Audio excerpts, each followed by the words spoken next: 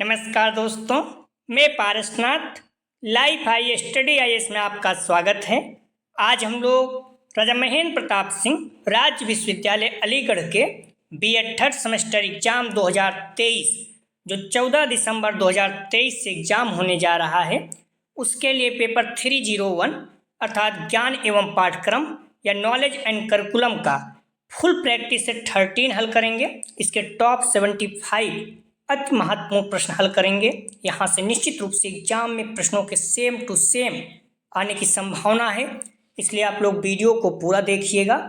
यह पेपर 80 अंक का होगा, 75 प्रश्न दिया रहेगा, 65 प्रश्न हल करना होगा आप लोगों को, अर्थात एक प्रश्न 1.23 अंक का होगा। ध्यान रखना आप लोग, समय 2 घंटे अर्थात 120 मिनट का होगा। इस पेपर में पास होने के लिए आप लोगों को कम से कम 32 अंक प्राप्त करना होगा, अर्थात 26 प्रश्न सही करना होगा। दोस्तों, प्रश्नों पर आएं, लेकिन उससे पहले प्लीज आप लोग वीडियो को ज़्यादा से ज़्यादा शेयर कीजिए, जिससे सभी लोगों को लाभ हो सके। यदि आप लोग चैनल को सब्सक्राइब नहीं किए हैं तो चैनल को सब्सक्राइब कीजिए तथा वीडियो को लाइक और शेयर जरूर कीजिए, इससे मोटिवेशन मिलता है। आइए देखते हैं प्रश्नों को। पेपर 301 अर्थात ज्ञान एवं पाठ्यक्रम या नॉलेज एंड करिकुलम का फुल प्रैक्टिस सेट 13 है। इसके पहले जो हम लोग यूनिट वाइज हल किए हैं 12 प्रैक्टिस सेट आप लोग देख लीजिएगा, और जो लास्ट में हर यूनिट के आए हुए प्रश्न आगरा यूनिवर्सिटी राजा महेंद्र प्रताप सिंह नेट जेआरएफ या यूपी टेस्ट सीटेट में आए हुए प्रश्न हैं, वो सारे प्रश्न आप जरूर देख लीजिएगा, प्लस इस टेस्ट को जरूर देखिएगा। निश्चित रूप से यहाँ से बहुत ज़्यादा प्रश्न आएगा। पिछली बार इस तरह से किसी में 54 आ गया था, किसी में 60, किसी में 72 भी आ गए थे। तो उम्मीद करते हैं कि इस बार भी लगभग 50 प्रश्न कम से कम इसमें से आने चाहिए। अगर नहीं भी आएगा 30 प्लस तो आना ही चाहिए, और आएगा निश्चित रूप से। मैं नॉर्मली बात कर रहा हूँ, 30 प्लस तो यहाँ से आएगा ही आएगा। हो सकता है आपको 50 प्लस भी आ जाए, 60 भी आ जाए यहाँ से। तो इसलिए 75 प्रश्न जो हैं, मुझे नहीं पता आप कितनी वीडियो और देखेंगे, लेकिन इस वीडियो को आप लोग जरूर देखिएगा। किसी भी कीमत पर इस वीडियो को आप लोग मिस मत कीजिएगा, ठीक है। तो आप लोग ध्यान रखना, डिस्क्रिप्शन में जैसे आप देखेंगे तो वहाँ पर लिंक आप प्लेलिस्ट दिया गया है। इस जगह अगर आप क्लिक करते हैं तो आपको सारी वीडियो जो उसके पहले 12 वीडियो हम लोगों ने अपलोड किया है, वो सारी वीडियो आपको क्रम से मिल जाएगा, ठीक है। तो जो लास्ट में हम लोग आए हुए प्रश्न उसको जरूर देखिएगा, और इस वीडियो को जरूर देखिएगा। मैं उम्मीद करता हूँ कि इसी वीडियो से कम 30 प्लस प्रश्न तो आना ही चाहिए। मैं नॉर्मली बात कर रहा हूँ, बाकी पता नहीं कितना आ सकता है, क्योंकि 72 भी आ गए हैं एक ही वीडियो से, 54 भी आ चुके हैं, 60 भी आ चुके हैं। तो उम्मीद करते हैं, ठीक है। आइए देखते हैं प्रश्नों को। पहला प्रश्न है, प्राथमिक स्तर पर कौन सी भाषा को शिक्षा का माध्यम बनाया गया है? ए हिंदी, बी अंग्रेजी, सी मातृभाषा, डी इनमें से कोई नहीं। तो प्राथमिक स्तर पर कौन सी भाषा को शिक्षा का माध्यम बनाया गया है? तो सही जवाब हो जाएगा सी, मातृभाषा। अगला प्रश्न है, निम्न में से कौन सी पाठ्यसागामी क्रिया नहीं है? ए एएनएसएस कार्यक्रम, बी सांस्कृतिक कार्यक्रम, सी शैक्षिक भ्रमण, डी कक्षा शिक्षण। सही जवाब हो जाएगा डी, कक्षा शिक्षण। कौन सा पाठ्यसागामी क्रिया नहीं है? तो डी, कक्षा शिक्षण। अगला प्रश्न है, एनजीओ से तात्पर्य है? ए राष्ट्रीय सरकारी संगठन, बी गैर सरकारी संगठन, सी प्राकृतिक सरकारी संगठन, डी इनमें से कोई नहीं। तो एनजीओ से तात्पर्य है, सही जवाब हो जाएगा बी, गैर सरकारी संगठन। अगला प्रश्न है, विद्यार्थियों की तनाव संबंधी समस्याओं को कैसे दूर किया जा सकता है? ए शिक्षण से, बी निर्देशन एवं परामर्श से, सी अनुशासन से, डी उपयुक्त सभी। तो विद्यार्थियों की तनाव संबंधी समस्याओं को कैसे दूर किया जा सकता है? सही जवाब इसका हो जाएगा बी, निर्देशन एवं परामर्श अर्थात गाइडेंस एंड काउंसलिंग से। अगला प्रश्न है, विद्यालय के आंतरिक अनुशासन के लिए कौन उत्तरदायी है? ए राज्य सरकार, बी प्रधानाचार्य, सी ए बी दोनों, डी इनमें से कोई नहीं। सही जवाब हो जाएगा 5 का ध्यान रखना बी, विद्यालय के आंतरिक अनुशासन इंटरनल तो प्रधानाचार्य। देखिए, राज्य सरकार तब होगा जब कोई अपराध हो जाए, ठीक है, कोई विशेष अगर होता है तो उसके बाद ही राज्य सरकार इंटरफेयर करती, नहीं तो आंतरिक अनुशासन जो भी चीज़ें हैं छात्र या फिर टीचर का, वो प्रधानाचार्य ही मैनेज करता है, ठीक है। तो आंतरिक अनुशासन कौन उत्तरदायी है? तो प्रधानाचार्य, ठीक है। अगला प्रश्न है, ज्ञान सर्वोच्च सद्गुण है, कथन है ए जॉन ड्यूवी का। ध्यान रखना यहाँ पर जॉन आन नहीं बल्कि जॉन ड्यूवी है, ठीक है। तो जॉन ड्यूवी का, बी सुकरात का, सी विलियम जेम्स का, डी रसेल का। सही जवाब हो जाएगा बी सुकरात का। अगला प्रश्न है, जो मनुष्य को सांसारिक दुखों से मुक्ति दिलाए वो ज्ञान है, यह कथन किस दर्शन से लिया गया है? ए योग दर्शन, बी जैन दर्शन, सी बौद्ध दर्शन, डी आदर्शवाद। सही जवाब हो जाएगा, ध्यान रखना आप लोग, सी बौद्ध दर्शन, ठीक है। जो मनुष्य को सांसारिक दुखों से मुक्ति दिलाए वो ज्ञान है, यह कथन किस दर्शन से लिया गया है? सी बौद्ध दर्शन। आप लोगों से हम्बली रिक्वेस्ट है कि प्लीज़ आप लोग वीडियो को लाइक और शेयर कीजिए। कॉलेज के ग्रुप दोस्त यार जो भी आपके बीएड कर रहे हैं और जिस जगह से आप बीएड कर रहे हैं, जिस कॉलेज से, वहाँ से भी आप इसे शेयर कीजिए। निश्चित रूप से सभी लोगों को जिससे लाभ हो सके, और आप लोग वीडियो को ज़्यादा से ज़्यादा शेयर, क्योंकि वीडियो में बहुत ज़्यादा प्रश्न हैं जो आ सकते हैं आपके एग्जाम में सीधे सीधे। तो आप लोग वीडियो को लाइक जरूर करें, इससे हमें मोटिवेशन मिलता है। और जिस कॉलेज से आप पढ़ रहे हैं, जो बीएड फर्स्ट ईयर के बच्चे हैं, उन्हें भी इस चैनल के बारे में बताइए। उनका एग्जाम जब भी स्टार्ट होगा हम लोग अच्छे से प्रैक्टिस सेट वहाँ भी हल करेंगे, या फिर डिस्क्रिप्टिव अगर होता है तो उसको भी देखेंगे सिलेबस के अनुसार, ठीक है। प्लीज़ वीडियो को लाइक और शेयर कीजिए। प्रश्न है, निम्नलिखित में से कौन सा ज्ञान संचरण एवं निर्माण की प्रक्रिया में ज्ञाता की भूमिका का सबसे अच्छा वर्णन करता है? ए ज्ञाता ज्ञान की व्याख्या चुनौती निर्माण में सक्रिय भूमिका निभाता है, बी ज्ञाता सूचना का एक निष्क्रिय प्राप्त करता है, सी ज्ञाता अन्य दूसरों के लिए ज्ञान के निर्माण एवं संचरण करने हेतु अकेला उत्तरदायी है, डी ज्ञाता ज्ञान के संचरण एवं निर्माण का कोई प्रभाव नहीं डालता। सही जवाब हो जाएगा 8 का ए,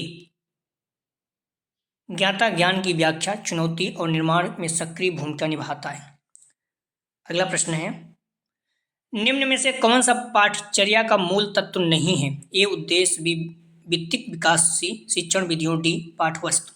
सही जवाब हो जाएगा बी वित्तिक विकास। अगला प्रश्न है, पाठचर्या नहीं होनी चाहिए, ए सुनियोजित, बी अनुभव पर आधारित, सी कठोर, डी लचीली। पाठचर्या नहीं होनी चाहिए, सही जवाब हो जाएगा सी कठोर नहीं होना चाहिए। अगला प्रश्न है, माध्यमिक स्तर पर पाठचर्या का क्षेत्र है, ए शिक्षा प्रक्रिया की व्यवस्थीकरण, बी चारित्रिक विकास, सी नागरिकों का निर्माण, डी उपयुक्त सभी। सही जवाब हो जाएगा डी उपयुक्त सभी। अगला प्रश्न है, निम्नलिखित में से कौन सा माध्यमिक स्तर के पाठचर्या का दोष नहीं है? ए पुस्तकीय एवं सैद्धांतिक ज्ञान पर बल, बी जीवन से असंबंधित, सी उद्देश्य केंद्रित, डी परीक्षा केंद्रित। सही जवाब हो जाएगा 12 का सी उद्देश्य केंद्रित। पाठचर्या का कौन सा माध्यमिक स्तर पर दोष नहीं है? तो सी उद्देश्य केंद्रित। अगला प्रश्न है,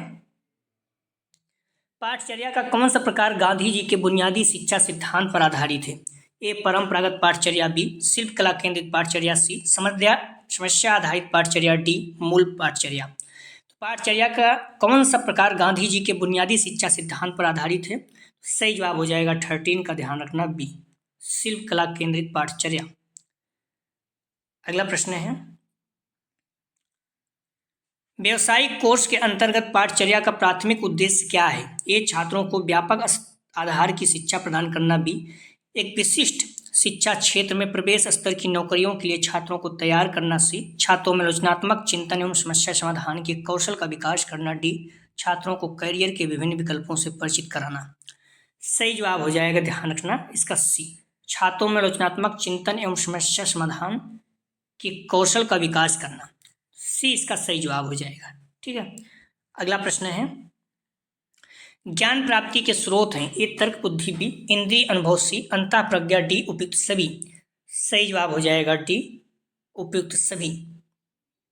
अगला प्रश्न है, निम्न में से कौन सा कथन शिक्षा और पाठचर्या के संबंध को बताता है?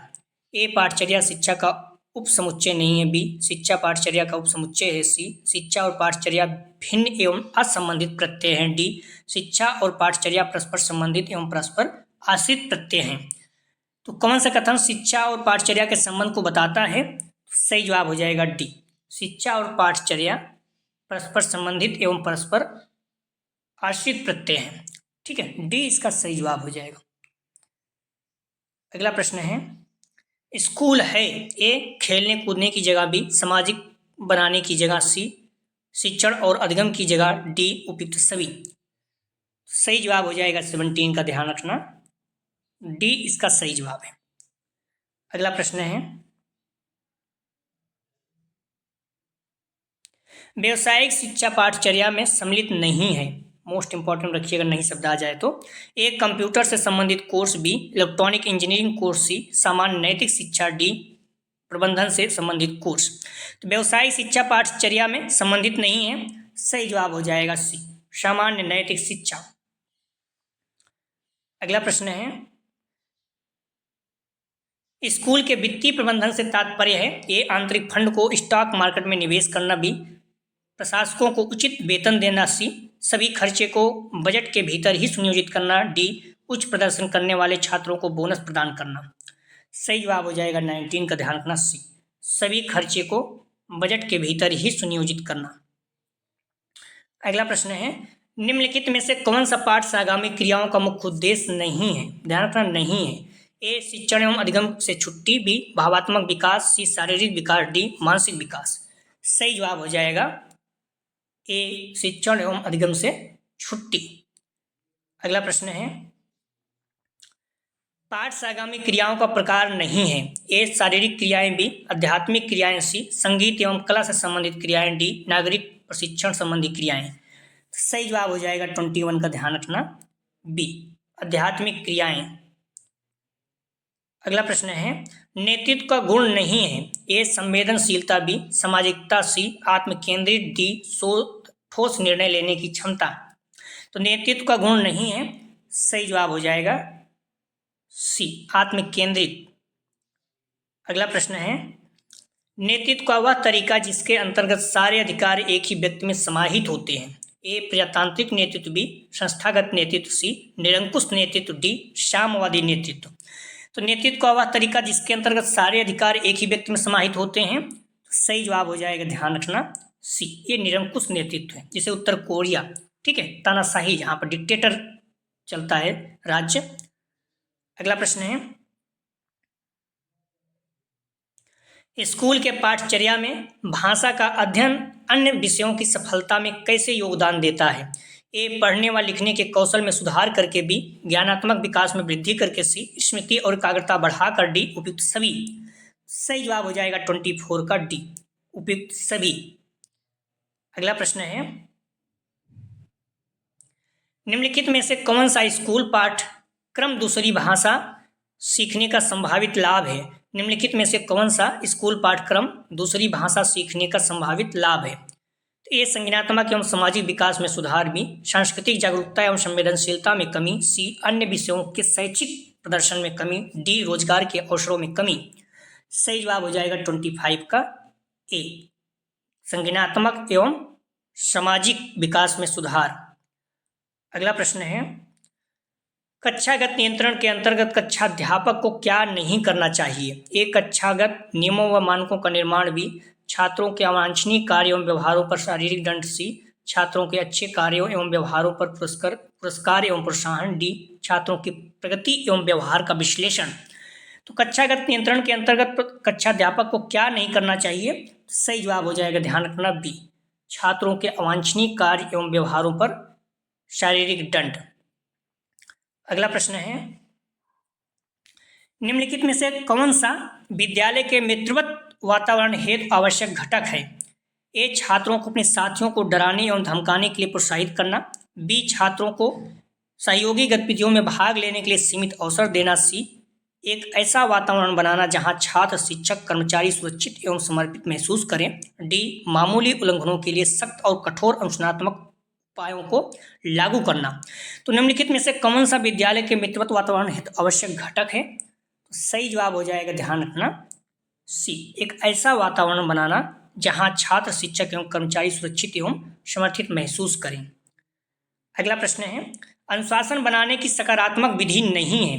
ध्यान रखना नहीं है, सारे प्रश्न मोस्ट इंपॉर्टेंट है। मैंने पहले ही कहा कम से कम इस वीडियो से आपको मिनिमम बात कर रहा हूँ 30 प्रश्न एग्जाम में आएगा, तो इस पॉइंट को आप ध्यान रखना। मैंने नॉर्मली इसे 50 डाल, लेकिन पिछली बार एक ही वीडियो से इसमें 57 प्रश्न आ गया था, तो फिर नॉर्मली इसीलिए मैंने डाल दिया है कि 50 प्लस भी आ सकता है। ठीक है, इतना मेहनत किया गया है तो आप इसे जरूर देख के जाएं।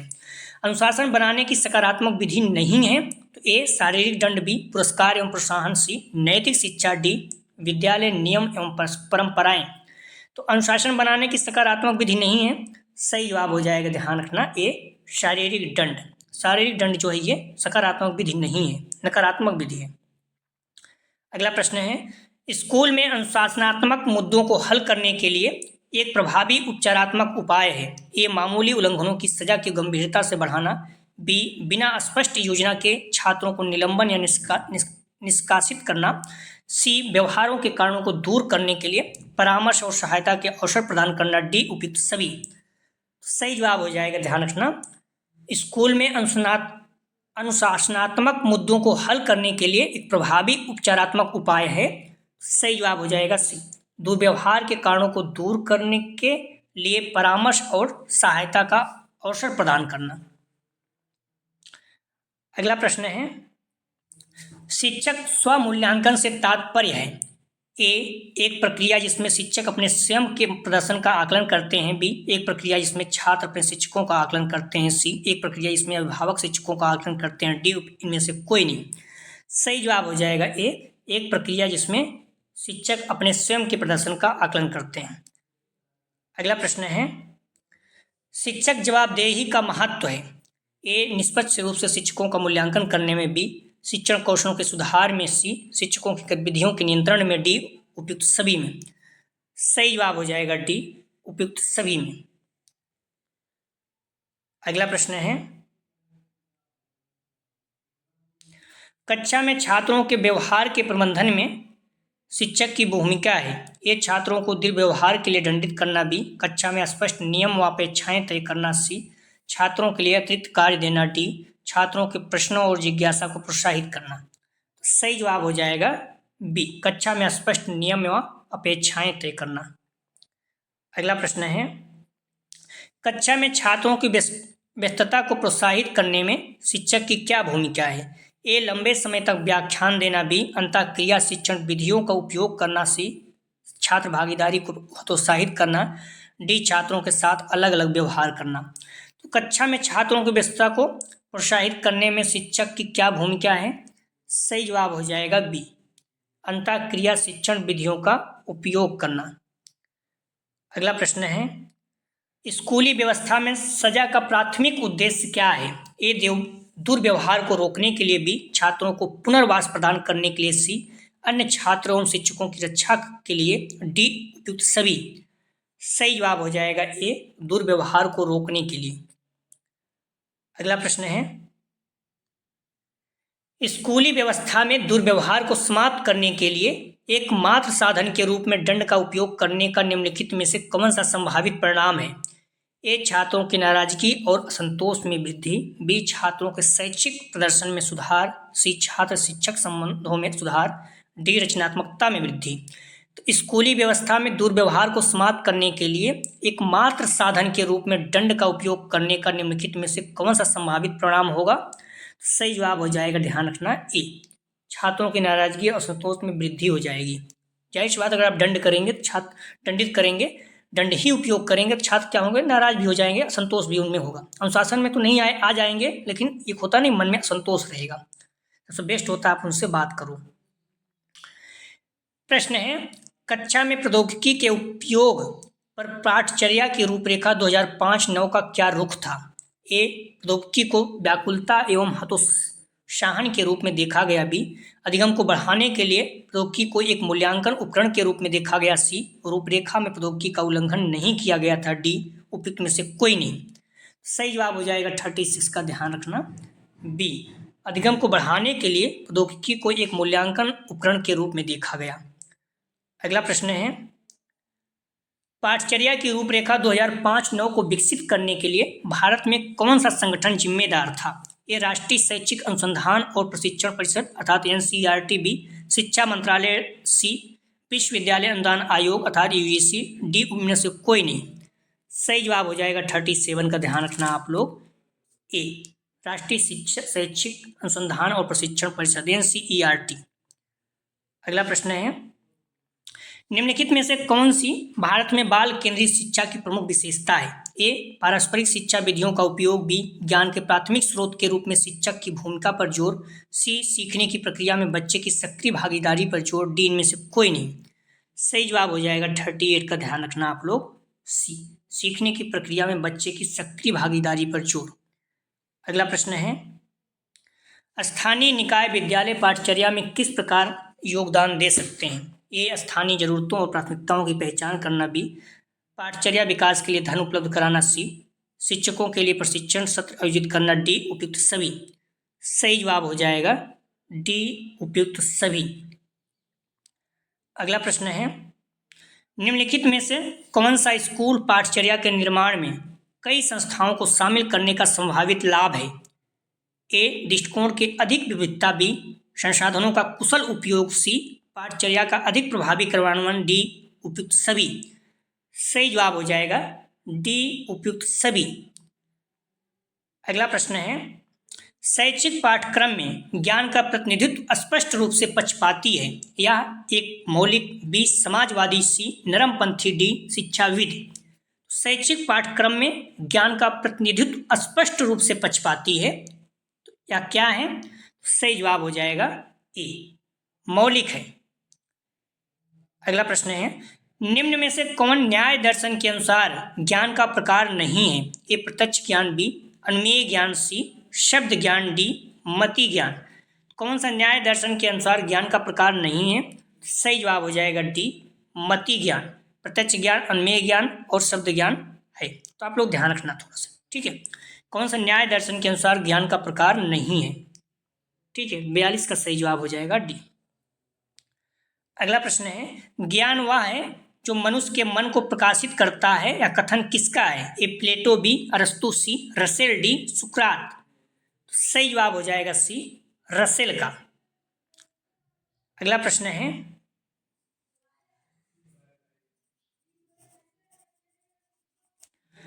उपनिषद में ज्ञान हेतु किस शब्द का प्रयोग किया जाता है? ए शिक्षा, बी विद्या, सी मूल, डी संस्कार। तो उपनिषद में ज्ञान हेतु किस शब्द का प्रयोग किया जाता है? सही जवाब हो जाएगा 44 का बी विद्या। ये एमएड जो था उसमें भी आ चुका है, एमएड के जो एग्जाम हो रहे थे राजा महेंद्र प्रताप सिंह, तो महत्वपूर्ण है, आप लोग थोड़ा ध्यान रखा करें कुछ प्रश्नों को। एमएड में आए हैं वो भी, क्योंकि बीएड एमएड में कुछ सिलेबस सेम ही रहते हैं, तो प्रश्न मिलते जुलते रहते हैं। तो आप लोग भी जैसे एग्जाम हो रहा है एमएड वाला, थोड़ा देख लीजिएगा कुछ जो सिलेबस मिल रहा होगा। निम्न में से कौन शिक्षण प्रक्रिया का भाग है? ए विद्यार्थी, बी शिक्षक, सी पाठ्यक्रम, डी उपयुक्त सभी। तो निम्न में से कौन शिक्षण प्रक्रिया का भाग है? सही जवाब हो जाएगा इसका डी उपयुक्त सभी। मोस्ट इंपॉर्टेंट रखिएगा, हर बार पूछा जाता है। विद्यार्थी, शिक्षक और पाठ्यक्रम, ये जो है शिक्षण प्रक्रिया का भाग है, तीनों भूलना नहीं, तीनों साथ भी दे देता है, क्रम आगे पीछे कर देता है। अगला प्रश्न है, जीन पियाजे का संबंध किससे है? ए संवेगात्मक विकास, बी नैतिक विकास, सी संज्ञानात्मक विकास से। संज्ञानात्मक विकास से, ध्यान रखना यहाँ पर क्या है, संवेगात्मक विकास है, यहाँ संज्ञानात्मक विकास है, और डी सांस्कृतिक विकास से। तो जीन पियाजे का संबंध किससे है? सही जवाब हो जाएगा 46 के सी संज्ञानात्मक विकास, कॉग्निटिव डेवलपमेंट। अगला प्रश्न है, मनोविश्लेषण के जनक कौन है? A Skinner, B Freud, C William James, D Pavlov. सही जवाब हो जाएगा 47 का बी सिगमंड फ्रॉयड। अगला प्रश्न है, निम्न में से किसने शिक्षा को एक त्रिमुखी प्रक्रिया कहा? ए एडम्स, बी स्मिथ, सी ड्यूबी, डी क्लार्क। सही जवाब हो जाएगा 48 का सी ड्यूबी। अगला प्रश्न है, भारतीय संविधान के किस अनुच्छेद में निःशुल्क एवं अनिवार्य शिक्षा का प्रावधान है? ए अनुच्छेद 32, बी अनुच्छेद 45, सी अनुच्छेद 35, डी अनुच्छेद 42।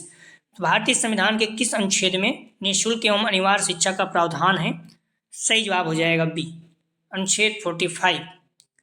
अगला प्रश्न है, करिकुलम शब्द की उत्पत्ति किस भाषा से हुई है? ए फ्रेंच, बी संस्कृत, सी लैटिन, डी ग्रीक। करिकुलम शब्द की उत्पत्ति किस भाषा से हुई है? मोस्ट इंपॉर्टेंट में रखिएगा इसको आप लोग, सी लैटिन। अगला प्रश्न है, कई लैटिन मिल जाता है। किस दार्शनिक आधार पर निर्मित पाठ्यक्रम छात्र केंद्रित होता है? ध्यान रखना, ए आदर्शवाद, बी प्रकृतिवाद, सी यथार्थवाद, डी प्रयोजनवाद।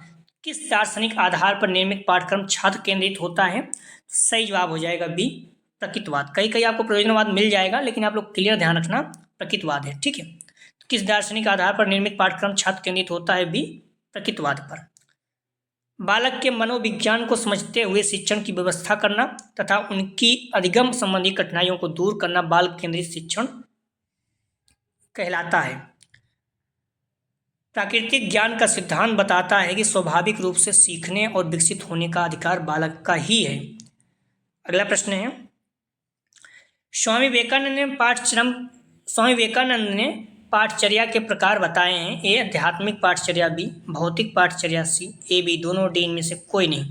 स्वामी विवेकानंद ने पाठचर्या के प्रकार बताए हैं। सही जवाब हो जाएगा सी, ए, बी, दोनों, आध्यात्मिक और भौतिक दोनों। अगला प्रश्न है, पाठचर्या में वे सभी क्रियाएं सम्मिलित हैं जिनका हम शिक्षा के उद्देश्यों की प्राप्ति हेतु विद्यालय में उपयोग करते हैं। यह कथन किसका है?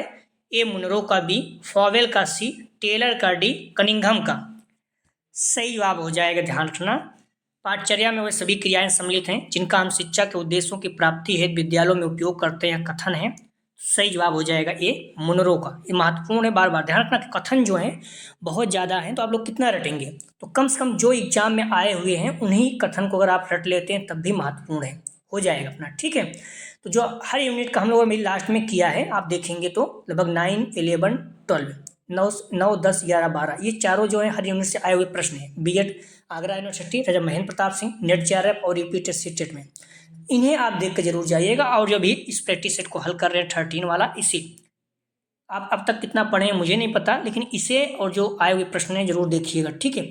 9, 10, 11, 12 और 13 मोस्ट इंपॉर्टेंट है। अगर समय नहीं मिलता, समय मिले सभी देख लीजिएगा, इतना देख के जरूर जाइएगा। पाठचर्या में वे सभी क्रियाएं सम्मिलित है जिनका हम शिक्षा के उद्देश्य की प्राप्ति हेतु विद्यालय में उपयोग करते हैं, कथन किसका है? तो सही जवाब हो जाएगा, ध्यान रखना, ये मुनरो का। अगला प्रश्न है, यदि शिक्षा उत्पाद है तो पाठ्यक्रम क्या है? ए, योजना, बी, परिस्थितियों, सी, संसाधन, डी, उपयुक्त सभी। यदि शिक्षा उत्पाद है तो पाठ्यक्रम क्या है? सही जवाब हो जाएगा, इसका ध्यान रखना आप लोग, ए, योजना, ठीक है। कहीं कहीं अगर आप देखोगे तो डी होने की संभावना है, लेकिन शिक्षा क्या है? एक उत्पाद है, प्रोडक्ट है, तो पाठ्यक्रम क्या है? एक योजना है, ठीक है। बाकी एक बार आप इसको चेक कर लीजिएगा, ठीक है। मेरे अनुसार ए है। अगला प्रश्न है, 10+2+3 प्रारूप की सिफारिश किसने की? ए, मुदालियार आयोग, बी, राधाकृष्णन आयोग, सी, 1986 की शिक्षा नीति, डी, कोठारी कमीशन। 10+2+3 प्रारूप की सिफारिश किसने की? सही जवाब हो जाएगा 55 का, डी, कोठारी कमीशन। अभी ध्यान रखना, जो राष्ट्रीय शिक्षा नीति 2020 है उसमें क्या है? तो उसमें 5+3+3+4, 5 मतलब क्या हो गया? यहाँ 3 जो है आपका एकदम बेसिक लेवल पे है, नर्सरी लेवल पे, 2 जो है कक्षा 1, 2 हो गया, ये 3, 5 हो गया, 3, 8, 4, 12 हो गया, ठीक है। 5+3+3+4, 5+3+3+4 ये आपका रटा होना चाहिए, 2020 का है, नई शिक्षा नीति। अब क्योंकि पूछेगा ज़्यादा संभावना है यही पूछेगा, तो 10+2+3 प्रारूप की सिफारिश किसने की? सही जवाब हो जाएगा डी, कोठारी कमीशन। अगला प्रश्न है, अंतर्दृष्टि सिद्धांत के प्रतिपादक हैं? तो ए, थॉर्नडाइक, बी, पावलोव, सी, कोहलर, डी, स्किनर। सही जवाब हो जाएगा, ध्यान रखना इसका 56 का, सी, कोहलर। अगला प्रश्न है, सूक्ष्म शिक्षण आधारित है? ए, छात्र पर, बी, कौशल पर, सी, शिक्षक पर, डी, पाठ्यक्रम पर। सूक्ष्म शिक्षण आधारित है, सही जवाब हो जाएगा 57 का, बी, कौशल पर। अगला प्रश्न है, व्यक्तिगत विभिन्नता का कारण है? ए, वंशानुक्रम, बी, वातावरण, सी, ए, बी, दोनों, डी, इनमें से कोई नहीं। सही जवाब हो जाएगा सी, ए, बी, दोनों। अगला प्रश्न है, विद्यालय एक ... संगठन है? ए, औपचारिक, बी, अनौपचारिक, सी, सामाजिक, डी, व्यवसायिक। तो विद्यालय एक ... संगठन है, सही जवाब हो जाएगा ए, औपचारिक। परिवार क्या है? अनौपचारिक, ध्यान रखना दोनों। शिक्षक की योग्यता एवं आचरण का सबसे अच्छा मूल्यांकन करते हैं? ए, प्रधानाचार्य, बी, विशेषज्ञ, सी, समाज, डी, विद्यार्थी। शिक्षक की योग्यता एवं आचरण का मूल्यांकन सबसे अच्छा कौन करता है?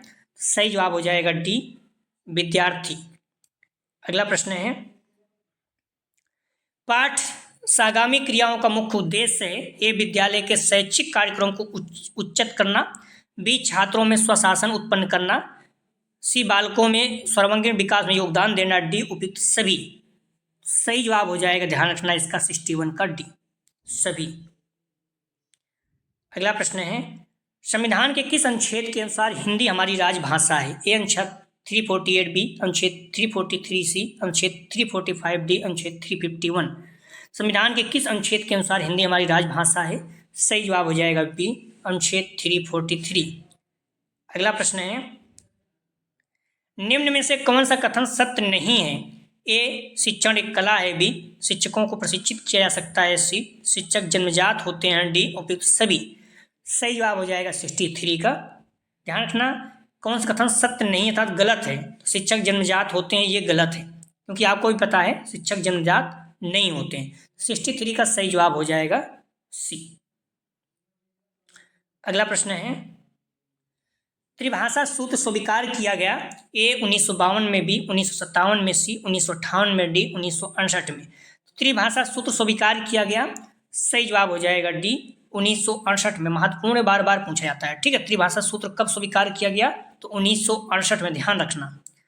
अगला प्रश्न ध्यान रखना, कोठारी आयोग की सिफारिश पर राष्ट्रीय शिक्षा नीति 1968 में त्रिभाषा सूत्र को स्वीकार कर लिया गया था। अगला प्रश्न है, लिखित भाषा की मूल इकाई क्या है? ए वर्ण, बी व्यंजन, सी ध्वनि, डी इनमें से कोई नहीं। तो लिखित भाषा की मूल इकाई क्या है? सही जवाब हो जाएगा ए वर्ण।